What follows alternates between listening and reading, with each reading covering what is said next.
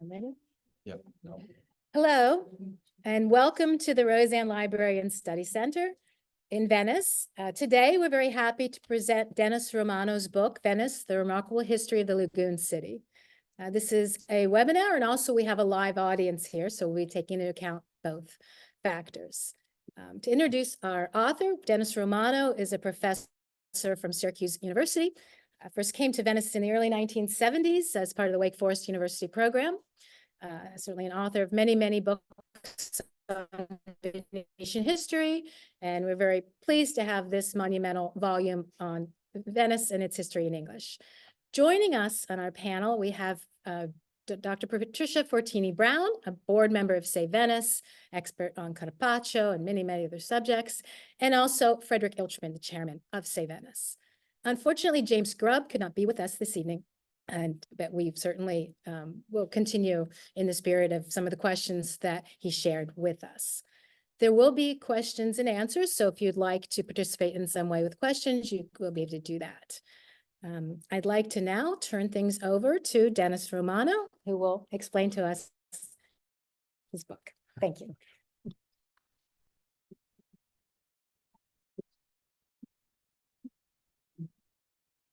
Thank you, Melissa, and thank you all for coming. What I thought I would do, normally at presentations, the author doesn't necessarily talk right at the beginning, but I thought I would try to give you a little sort of epitome of the book. Wow. Now it's 800 pages, so we would be here all night if I went on too long about it. But I thought I would mention I thought the theme that I would talk about is, when I tried to write the book, I didn't want to write a history of the Venetian Republic. I didn't want to write the rise and fall of Venice, because that is really about the Republic and it's not about the city. And so, I was really struggling with, what's the narrative arc for this book? And I talked to my editor, Susan Ferber, and I think Susan's listening in on Zoom, and a big shout out to her. She was a tremendous help at every stage of the process. And what Susan said is, well, think about turning points in the history of Venice. And so what I thought I would try to do, just to give you a little overview of the book, is to talk about what I see as sort of 4 really crucial turning points in the history of Venice. Now it's not advancing. Does anyone know why the Okay. Gabriella, slides are not advancing.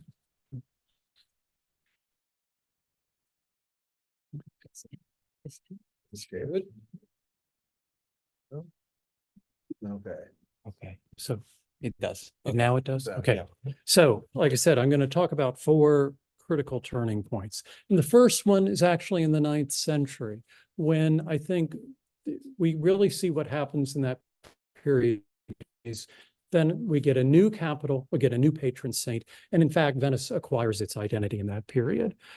In 810, as many of you know, Charlemagne's son Pepin tried to conquer the lagoon and was rebuffed, fortunately, by the Venetians. If he hadn't been, the whole lagoon would have been incorporated into the Carolingian Kingdom of Italy and probably ultimately into the Holy Roman Empire. But this was a moment when a real moment of a new beginning. And what happened is the Doge at the time decided to create a new capital. The capital had been Malamocco, not the Malamocco we all know on the Lido, but a town which is now apparently lost in the lagoon itself. And he moved the capital to Rialto, or what we come to know as Venice. So we have a new capital, and then within 18 years, we have the arrival of the patron saint of the city.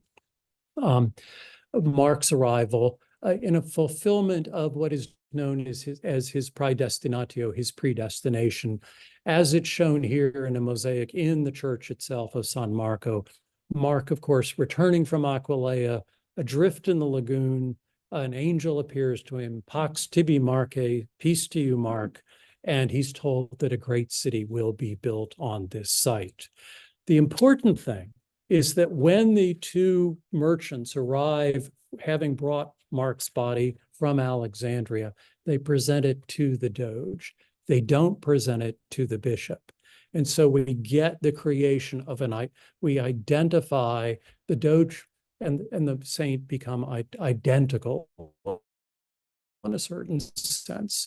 This is a hypothetical reconstruction of the first ducal palace with four fortified towers on each corner. And it appears that at the very beginning, Mark's body was stored in one of those corner towers, which one of them may still exist as the treasury of San Marco today. If you look at that building from the outside, it still has the form of a tower.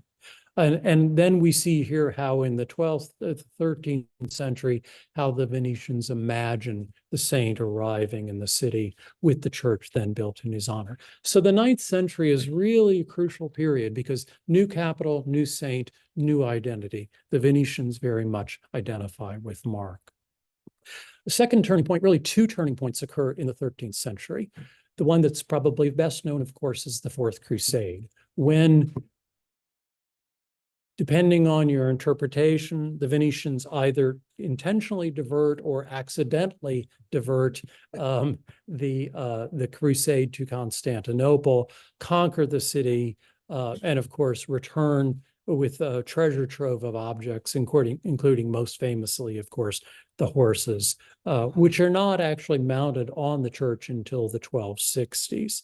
But Venice is really proclaiming, again, it's deepening its identity at this point, becoming, in effect, a new Rome, as these horses are sort of an identifier of that new imperial power. And the Fourth Crusade is, of course, the beginning of the creation of the Venetian Maritime Empire. Here you see in the map its greatest extension at its greatest point. So, you know, this is really the moment when Venice becomes this incredibly wealthy and important city. The other turning point, the third of the four, is also in the 13th century, and it's when the Venetians defined their republican regime, which is really a two-stage process. One involves reining in the Doge himself, right? Here you see the earliest ducal portrait of Orde la Faux-Falière. It's part of the Palla d'Oro, and he's holding a baton of power, right? So it's still a symbol of kingship. But during the course of the 12th and 13th centuries, the Doges are reined in. And they are, in effect, almost engulfed by the republican regime around them. And I show you the oath of office of my favorite Doge Francesco Foscari. So each Doge had to take an oath of office, which told him what he could and couldn't do. And so one stage of defining the regime is, okay, the Doge is going to be the head of the state, not the ruler of the state. And then late in the century, in 1297, in the closing of the Great Council, and here you see an image of the Great Council, the Venetians define who is going to be part of their political elite. They gather in about 150 families and guarantee them the right to rule. And those families will rule with some minor exceptions from 1297 until 1797, when Napoleon conquers the city. The last turning point is, in many ways, for me, the most interesting, and that is the 19th century. This was the most fun part of the book for me to write because it was the part actually that I knew the least about. And so I was learning as I was writing. And what I think I discovered is that we really live, as much as we think we're in a Renaissance city, the city is very much a product of the 19th century. Physically, it's really quite extraordinary. Most importantly, of course, they build the railroad bridge, ending the isolation of Venice. But the other important change is they decide to move the center of trade. The center of trade had always been the basin of San Marco, the Bacino, but it's too far from the railway.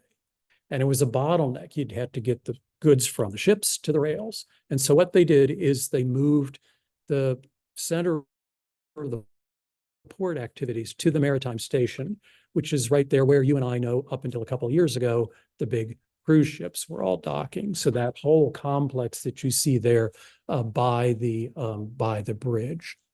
And so this really begins the heavy industrialization of Venice in the 19th century. Again, I think something that we don't normally think about because that has disappeared. But railroads and heavy industry are the story of the 19th century, and they're also the story of the Venetian 19th century. So Breda had big factories out by the Arsenale. There were big factories on the Giudecca. Where Piazzale Roma is, there was the tobacco factory that employed over 1,000 women making cigars and cigarettes. So, this was really becoming a city transformed by industry. One of the bell towers of one of the churches, I think it was San Girolamo, was turned into a smokestack, which completely freaked out poor old John Ruskin. He was just like, oh my God, Venice is becoming Liverpool or Manchester, those were his words. So it causes a reaction, of course, partly led by Ruskin, which is a reaction towards preservation. And I think we can say in many ways that Save Venice is a legacy of that reaction. People started to go, we're going to destroy this city if we let it become heavily industrialized. And so Venice becomes the center of the preservation debate. Again, and epitomized by John Ruskin and Viollet-le-Duc.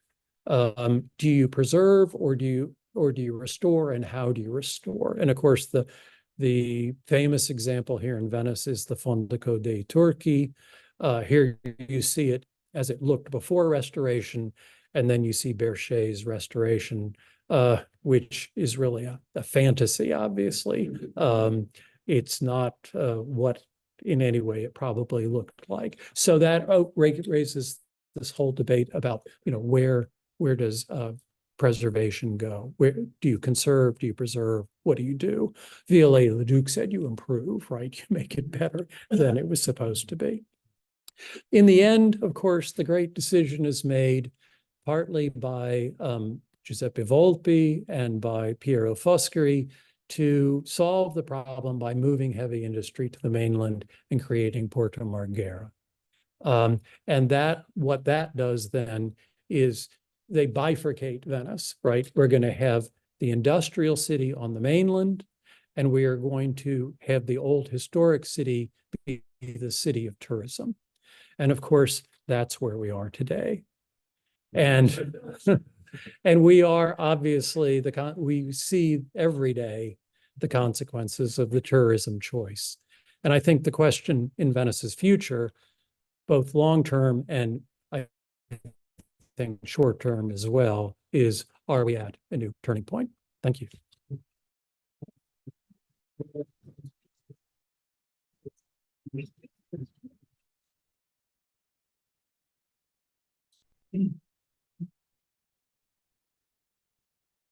No. Oh, sorry. Yeah, use the How do I do? bottom right. Is this mine or is this Yeah. yours? I'm sorry. Bottom right. I'm just wondering, is this yours or this? Somebody else. Well, I started this. Okay, we'll find out. Okay. Well, I'm sitting here and thinking, my gosh, Dennis is stealing my thunder because we touch on many of the same points, but it's interesting what he thinks is important and what I discovered was important to me when I read it. There are many similarities. So let's just see what we can find out here. Okay. Let me go back for a minute.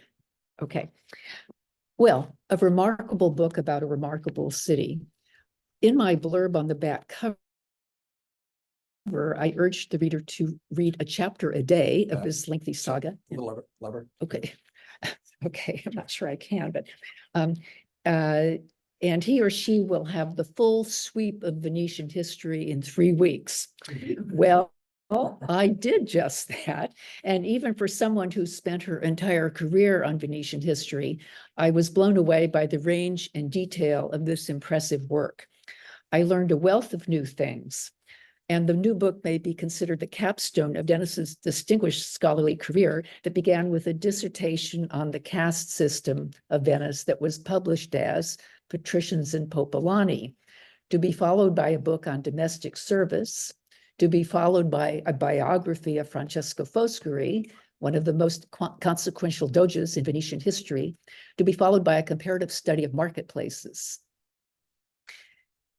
An impressive list that set the stage for the remarkable history that we're praising today. Let's begin with the introduction. Here, Dennis gives us a sense of the big picture. The ambiguities are particularly intriguing. A city in the water without water to drink. Water may be a threat, but it is also Venice's lifeblood. With water and land in constant flux, an obsession with stability, constancy, and order. And yet, despite the rhetoric of timelessness, change is the other constant of Venice's history.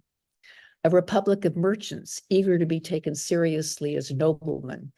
As the chronicler Marine Sunudo took care to stress, it was not founded by shepherds like Rome was, but by noble and powerful men. Indeed, a mythologized city. But Dennis concludes, with myths swept aside, a fascinating prospect comes into view, just as it does when the fog lifts on the lagoon and Venice shines. Now let's look at a few high points of that fascinating prospect. We're tipped off that this is no ordinary book with the refreshing opening sentence of chapter 1. Accounts of Venice's origins are a jumble. Indeed, that's telling it like it is. The point, as Dennis says, is what a people wanted to believe about their city's past that was even older and more distinguished than that of Rome, the gold standard of cities, that it had always been free from domination by other powers, and that it was indeed chosen by God. We get into archaeology, and that brings us back to the Stone Age, Bronze Age, and Iron Age, for which there is evidence of early settlements, and most notably the battle between the rivers and the sea, where fresh water meets salt water. Dennis describes an ever-changing natural environment in which the sea has transgressed and regressed. Rivers have shifted course. Shoals and islets have appeared and disappeared. Outlets to the sea have opened and closed, and dunes have formed and washed away, as shown most eloquently on the map, and this comes from the book. Note the hatching in the areas that were once underwater and are solid land today. In sum, geography as destiny. Chapter 2 takes us to Altinum, once a thriving Roman port city on the edge of the Adriatic, at the intersection of two Roman roads. In the wake of several barbarian invasions, its inhabitants migrated to the lagoon, dismantling their city and taking its stones with them, to build Santa Maria Assunta on the island of Torcello and other buildings over the course of the 6th and 7th centuries. Torcello reflected Venice's Byzantine heritage, but Venice was geographically part of the Carolingian Empire in the West. Dennis, and he's already told you about this, but he sees the 9th century as the first of 3 particularly significant turning points in Venetian history. Venice defeats Charlemagne's son Pepin in the Battle of Canale Orfano in 810 and moves its capital from Malamocco to Rialto. This was the beginning of Ducal Venice. The next step was to acquire a supernatural protector. Enter the theft of relics of St. Mark from Alexandria in 828. Fast forward to chapter 6 and another turning point. The 13th century, bookended, as Dennis puts it, by 2 momentous events. The first is the Fourth Crusade with the conquest of Constantinople in 1204, which gave Venice 1/4 and 1/2 of the Byzantine Empire, comprising key outposts in the Mediterranean, including Crete, the Ionian Islands, and important ports on the coasts of mainland Greece. A Mediterranean empire was in the works. The second important event, most momentous event, was the Serrata in 1297. It created an inherited nobility and consolidated the patrician regime. Fast forward again. Chapter 10 begins with music, a motet celebrating the election in 1423 of Francesco Foscari as Doge at the unusually young age of 49. but forced to resign in 1457 at the unusually young age for Venetian doges of 84. This period saw Venice's consolidation of its terra firma territories, as demonstrated by this excellent map, again from the book, but also the rise of the Ottomans, the fall of Constantinople in 1453, and the end of the Byzantine Empire. Chapter 11 begins with Carpaccio's iconic painting, famously symbolizing the Republic's territorial extent. This was painted shortly after Venice had regained most of her mainland possessions, lost in the War of the League of Cambrai, but just as the Mediterranean territories were beginning to be whittled away by the Ottoman Turks.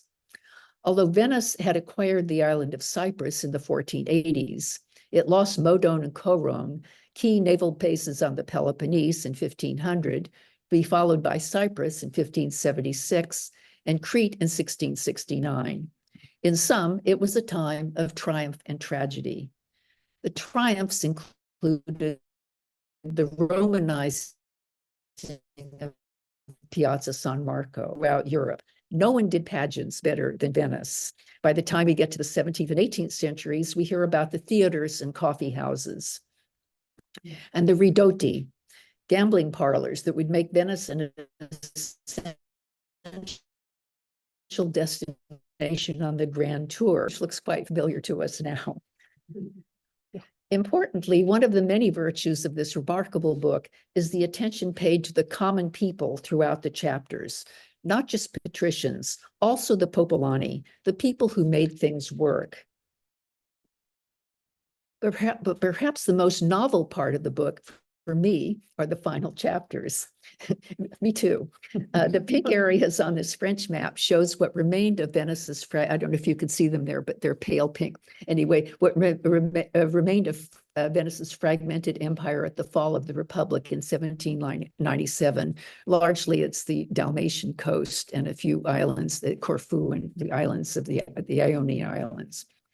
And then we get a half century of Austrian domination with the construction of the railway bridge that finally linked Venice to the mainland. It was an isolated group of islands no more. Water was piped into the city as well as gas lighting. All good, right? Actually not. As Dennis put it, Austria had inherited from France a devastated Venice. The population declined drastically, and many of those who remained, he writes, live in wretched poverty. And even after Venice joined Italy in 1866, life was hard for the common people. The photographer Carlo Naya captured picturesque scenes of daily life in courtyards and cully, but this was not so quaint if you were living in it. With unification came industrialization, and perhaps that would be the answer. Jobs. The Molino Stucchi flour mill was built in 1895 on the western end of the Giudecca and soon employed nearly 200 workers. But even if there were jobs in the fledgling industries of the city, the work was hard, poorly paid, and even dangerous. Here are the tabacchine, mostly female, at the Manifattura Tabacchi near Piazzale, Roma, who went on strike in 1884 and in 1901 and again in 1904. Again, a telling quote from Dennis, giving voice to the typically voiceless. Quote, at the time, one of the women complained that although she was in poor health, she was being denied the paltry disability benefits that one was entitled to only after 35 years of work. She declared, for many years, you used up my flesh, and now you're claiming my bones as well. And again, there were many contrasts.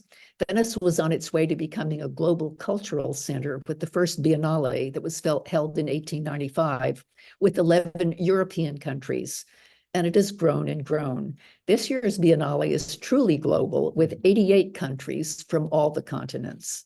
Maybe not Antarctica. Yes. Then we come to World War II and fascist Venice and the resistance. Here, a monument to a dead female partisan that I admit that I didn't even know had existed, which is right out there in front of the Giardini. And a set of 7 bronze plaques in the Campo del Ghetto Nuovo commemorating Venetian victims of the Holocaust. Several hundred Jews shipped off to Auschwitz and others executed in Venice. Dennis labels the Cold War era as one of the most consequential in Venetian history. Marghera, with its related port, became an industrial powerhouse. Political divisions and the continuing decline of population as Venetians moved to the mainland for jobs and much better housing. But the city was not empty. It was ever more full of tourists, as you just saw, and we will return to that in a minute. Environmentally, there was the increasing threat of aqua alta. The devastating flood of November 1666 led to the formation of more than 30 international committees to preserve the cultural heritage of Venice. By the British, Venice in Peril, and by the Americans, the Venice Committee of the International Fund for Monuments, the largest of all, which became Save Venice in 1971. In November 2019, most of this, almost 90% of the city was inundated, with more than 80 churches damaged and the piazza becoming a large lake. The crypt and basement of the basilica on the right flooded for only the second time in its history.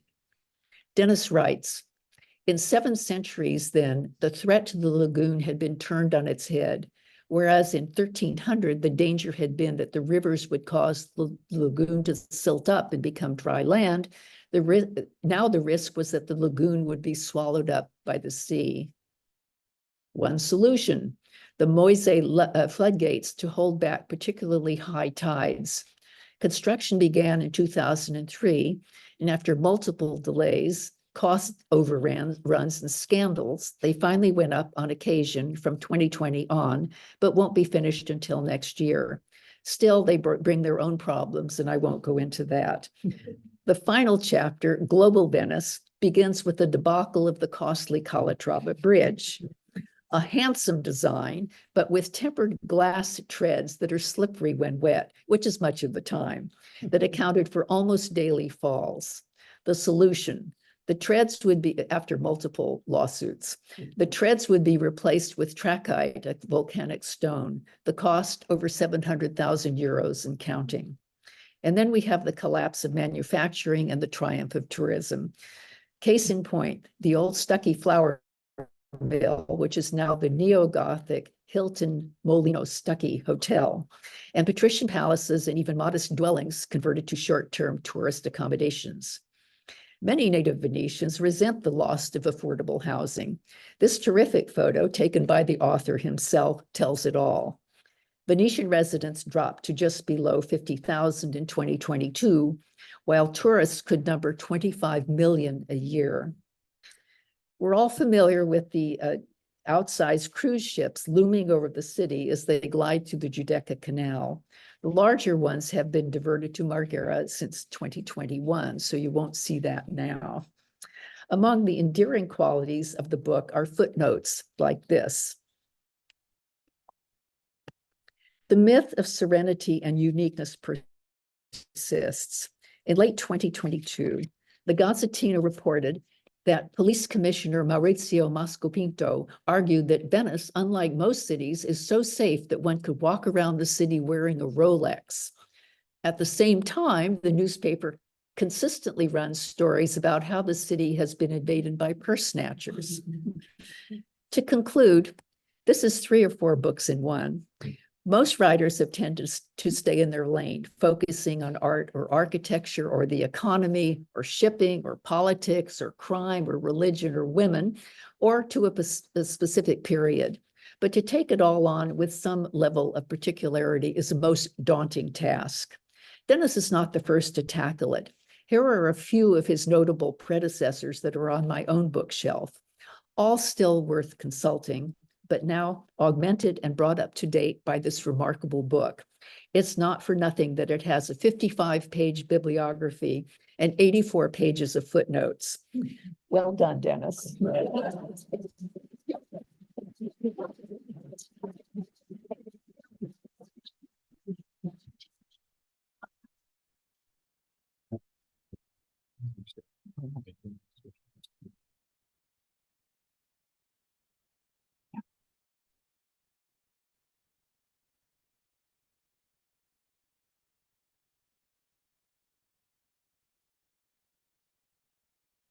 So greetings. Hello, everyone. So I'm Frederick Ilchman. I'm the chairman of Save Venice.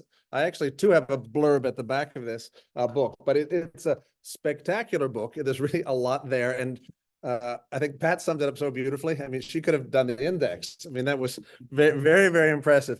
But I'm going to talk a little bit from my point of view as a museum curator and also as someone who feels fairly knowledgeable about the art, but learned a lot in really every step of the way. So, I mean, congratulations on this book. So sort of a pandemic project was this exhibition. A number of people in the room helped with this. Venezia 1600 for the 1600th birthday of Venice, and partially responsible for the idea because in 2018-19, we had the 500th anniversary of Tintoretto, for which, the one of the big Cinquecento painters who's actually born in Venice. And this was a project where Save Venice really played a leadership role. I think Melissa or Leslie could tell me something like 19 or 20 paintings restored, a guidebook to Tintoretto in Venice published, real help and the exhibitions at Palazzo Ducale and the Accademia. Accademia was the Young Tintoretto exhibition. And there was an exhibition entirely devised by Save Venice, by Melissa Kahn and Gabriele Mattino in this room about, for the Scuola Gare San Marco, about that place as a hospital and about surgery and about holy protectors and all that sort of thing. And we're having so much fun with 500 years. We thought, well, I was wondering, are there other big round numbers? And so in 2019, it became clear, well, wait, we have a giant round number coming because supposedly Venice was founded in the year 421. So 2021 would be the 1600. So now I turn to you because in 2020, no one was going outside. The exhibition, which had a beginning to be talked about with the really marvelous Gabriella Belli, had lots of energy as head of the Musei Civici. She said the exhibition would go somewhat in some form when the pandemic died down.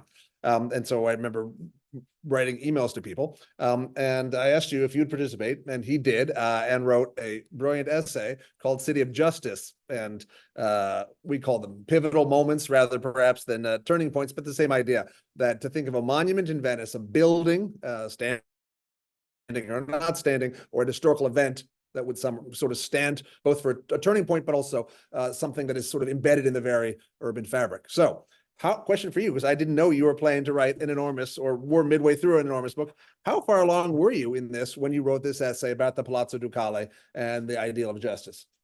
I was probably about halfway through at that point. I started in 2016, right when I retired.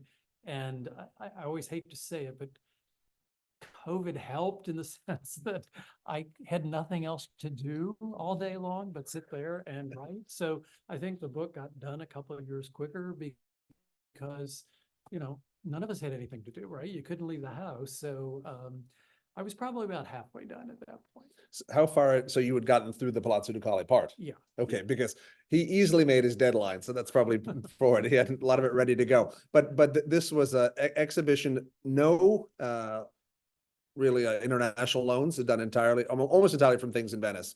But to have the exhibition in Palazzo Ducale with a beautiful essay on Palazzo Ducale was something that makes a curator very happy.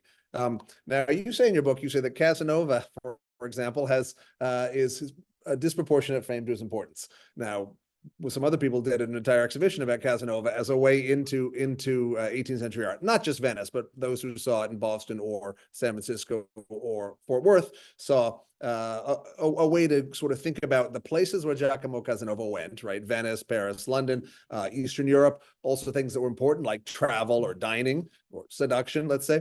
But when you say he's not that important, but from my point of view, he wrote it all down. Is Sanudo not important, but just wrote it down? It's just a personal prejudice. I have no interest in Casanova. I've never found him particularly fascinating.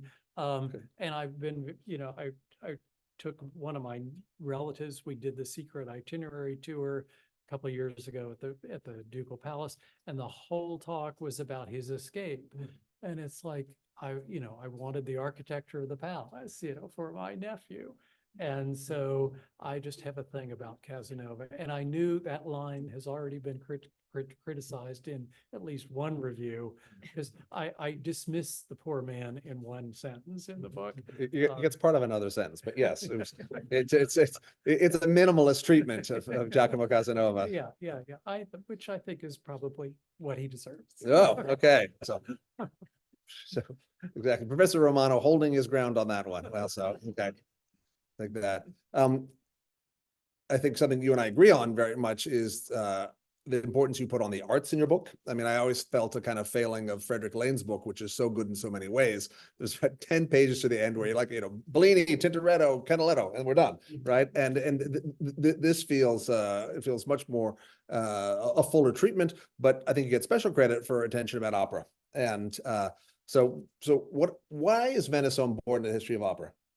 Well, it really is important because it's the commercialization of opera. I mean, at the beginning, we have opera in Rome, we have opera in Florence, but it's really a court phenomenon.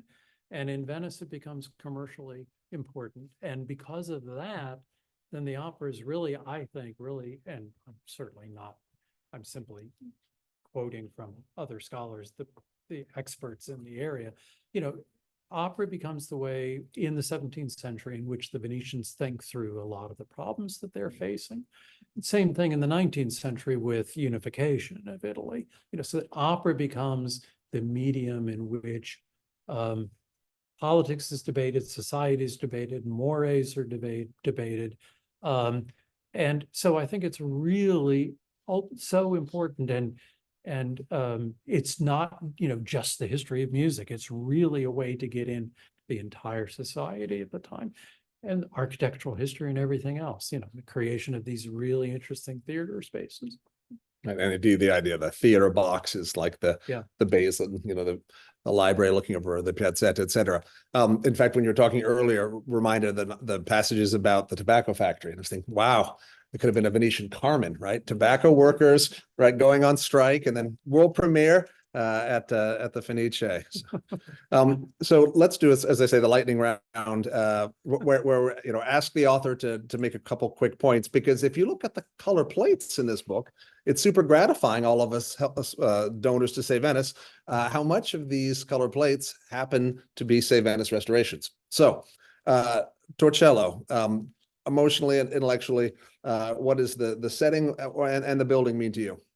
To me, it really is about the way that the city has moved throughout the centuries through the lagoon. I mean, in the 13th century, Torcello has 13,000 people, right? I mean, it is the economic center of the lagoon at that time. Now, we go and it's this bucolic place, but I think it's it's nostalgic, it's evocative, it's beautiful, and I tell everybody who comes, they must go out to Torcello. It's just, it's a trip you should absolutely make. You're going to learn so much about Venice by going there. And Save Venice gets credit jointly with the Venetian, the group Venice in Peril for the tramezzo, the root screen there, and then of course the apse mosaics and a lot of structural work on the exterior, like a sort of game that you have to make sure you don't push in or out. It'll have to be balanced, scaffolding on both sides, then work on the apses, the sort of areas going further, which includes areas that have been closed for years, and now the mosaic pavement. Okay, now the Justice Triptych, another great Save Venice sponsored restoration. Spectacular painting, though. People entering the academia, if you don't look back, you might miss it, though. Hard to miss something. I mean, that must be the most dainty Saint, Michael, right there ever. I don't know if I'm sure that the drag is going to, come make a comeback. But let's talk about this painting. What is important about Justice, this painting, Jacobello, et cetera?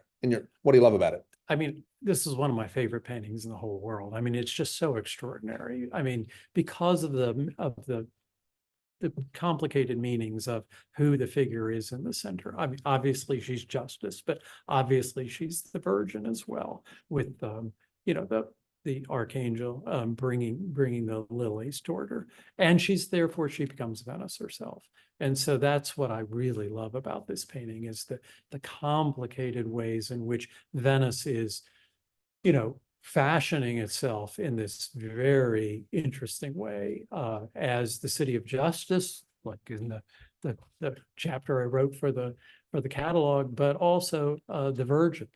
And then, of course, we're going to get in a later period the addition of the Venus image to the Venetian image. So I mean, this is probably my favorite painting in the city. There we go. Favorite painting in the city. Also, I think illustrative. So often when we think of Gothic architecture, these are enormous buildings, or we think of manuscript illumination, but painting on a large scale, these are human-sized figures. There's I guess that's an interesting point, that their daintiness or their gracefulness now have a real power in their scale. Okay. Now, this was mentioned a minute ago. Actually, the sponsors of the restoration are in this very room. Thank you, Almeidas. But spectacular painting. People often talk about the more or less equal division between land and sea. Paws on each. But some of the Venetian lions aren't particularly scary. This is a frightening one, right? I would not want to run into this in a narrow calle late at night. But let's talk about this painting and the moment of 1516. Well, it's a very interesting moment. I mean, because I think this painting is so complex, because yes, things have been restored, but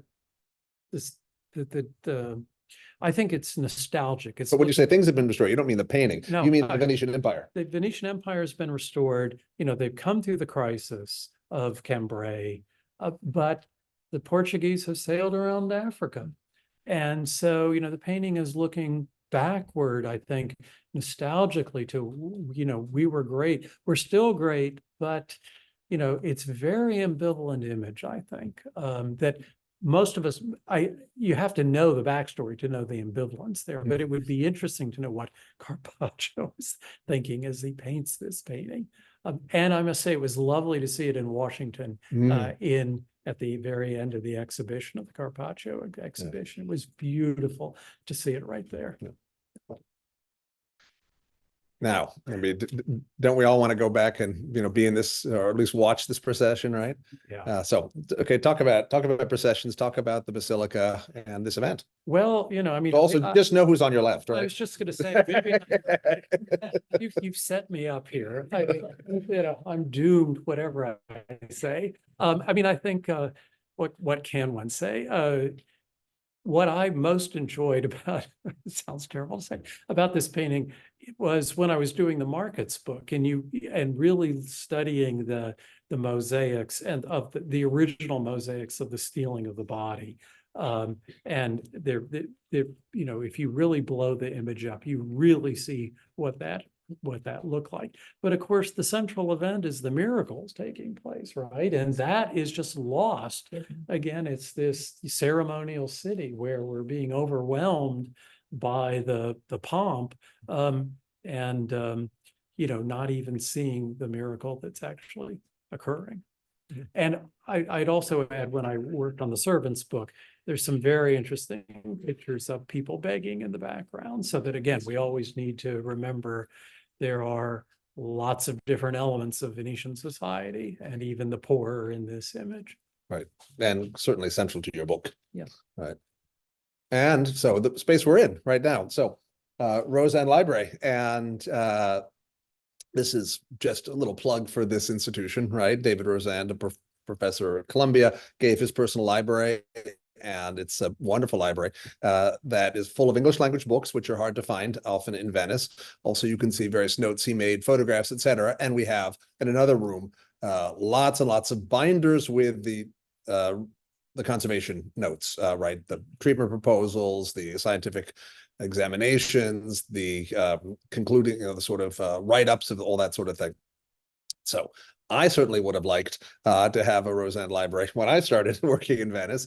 Someone in this audience, Mary Frank, was absolutely crucial to making this happen. And every time I'm in Venice, I get to use this library, and also, of course, enjoy the programs that are put on here. Talk a bit about you starting, though.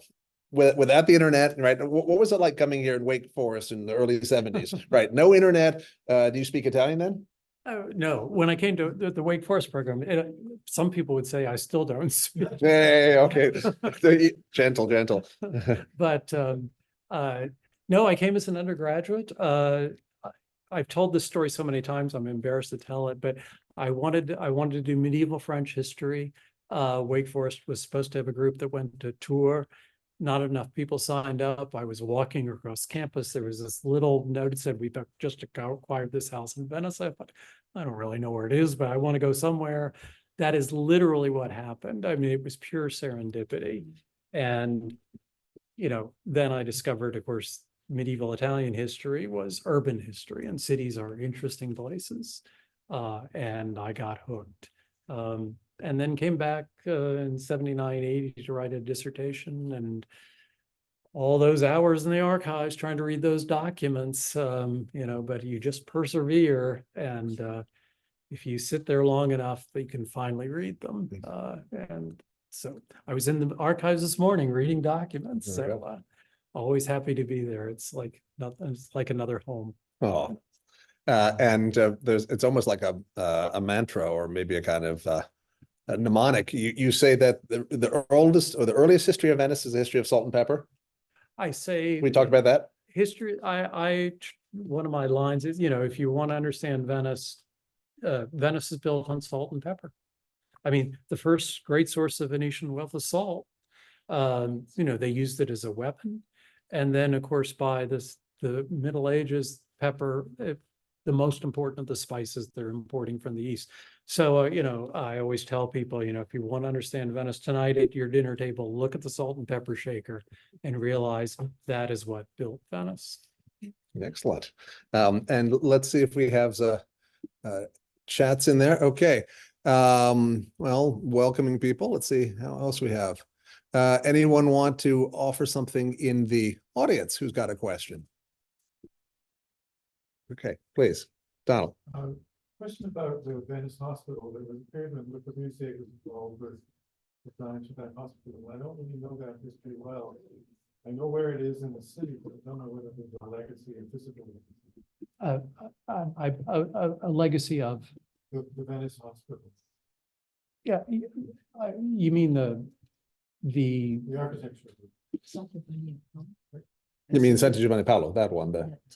So you're talking about the Corbusier building that didn't happen? Yeah. Yeah, I mean, there were, that was, I don't think there's anything other than the plans for it. I haven't been in there, fortunately. I know there's some modern buildings, but I don't think any of them are by Le Corbusier. No, I'm sorry, I don't have any more to add. Okay, question, Andrew, over here. Thanks, academic, but I think as an art historian, and I think of the 19th century and 20th century accounts, we've got Romanelli's Venezia Ottocento, and when we get Zorzi with Venezia Scomparsa, and then there's Margaret Clark's wonderful book, Venice, Fragile City, but they're all focused on the cultural history of Venice at that period. I mean, where on earth did you begin to look for the economic and all this other stuff? I have no idea where you begin to look. Yeah. Fortunately, there's that great Storia di Venezia series published by, Treccani. And that was really where I began. Because yes, I wanted to do, all three of those books are fabulous books, and they're heavily cited in this book. But I wanted, election statistics, and I wanted economic statistics. There's quite a bit of material now. But yeah, I mean, compared to the earlier periods, no. But yeah, I did have to dig a lot, because I didn't want so often the 19th and 20th century versions become about Ruskin and Guggenheim, and and I didn't want it just to be, I still wanted the Venetians, I didn't want foreigners in Venice in that time period. So it took more digging, but there is material out there. There's very good material out there. Any other questions in the room? Okay, please, Mary. Beautifully written. Yeah.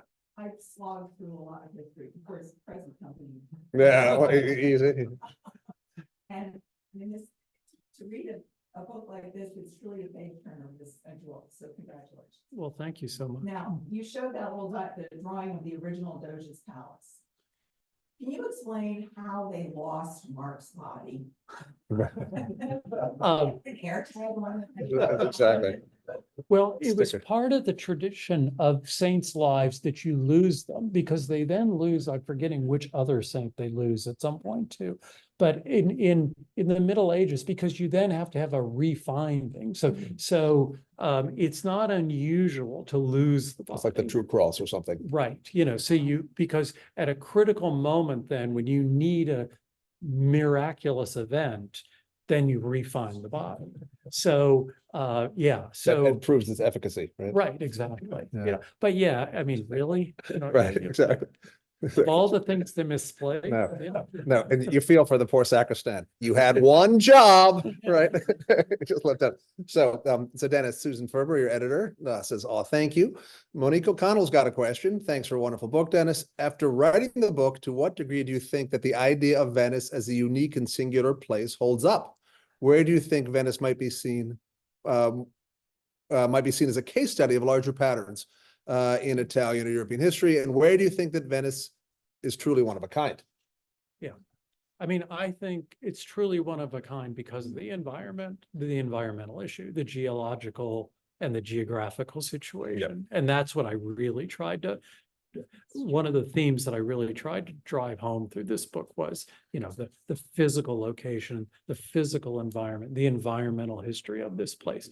So in that sense, I think it's really unique and has to be considered as such. Again, it's interesting, one of the reviewers, because I had this line, there's a line that says, no city has been more, profoundly affected by its environment than Venice. And the reviewer wrote, well, what about Pompeii? Kaboom. So, and I wrote back to him and I said, well, you got to have it was in the first page. I said, let me get into the book, let me, throw out something, because, in a bookstore, people are going to read the first page, right? So you want to hook them at that point. Monique's question, I think the great thing that Frederick Lane did, was really to show us that the ways in which Venice was similar to other Italian cities in politics. But I think, I think with our current concerns with environment and stuff, that it does put Venice back in a very singular place. Right. And also then a question from Greg Pennington. You mentioned salt being used as a weapon. How about that? Yeah. So Venice controlled salt going up the Po River. So if Padua or Verona or Milan was not doing what the Venetians wanted, like not letting their ships get up the rivers, Venice would put a salt embargo on them. And somebody reminded me not too long ago, we think of course, salt for our human consumption, but of course, they're also extremely concerned about the salt for animal consumption. Salt licks. If you lived anywhere near a farm, there were salt licks. And so, salt was crucial. And so the Venetians would just, if an enemy didn't do what they wanted, they would embargo it. And they had salt wars with Padua, because Padua was trying to get hold of some salt pans to produce its own salt. Fabulous. There we go. And I also just like into the beginning and at the end, a really important point in your book is that although it's been described, the city is described all the time as a fairy tale or as a miracle, you make clear that it was hard work. Relentless maintenance kept it happening. Maybe the first setting was natural, but everything else was made by humankind. And that's a very important reminder, because it also means that it's the fate of Venice is in all our hands and not just something we lead, to saintly protector. Yeah. Very happy to have all of you here. I remind you that unlike the city of Venice, we do not charge €5 for coming to this lecture. And on Monday evening, there'll be another book presentation, the English version of David Rosand's final book on Paolo Veronese. And we have the editor here, Mary Frank, who'll be speaking, and I'll be speaking too about that book, and invite you to come back. And all of you on the screen, thank you very much for joining us. We're sorry you're not here in Venice, but the next best thing is to listen to a brilliant person talk about the city we all love. So take care, everyone, and I will turn this off. Goodbye. Buona serata.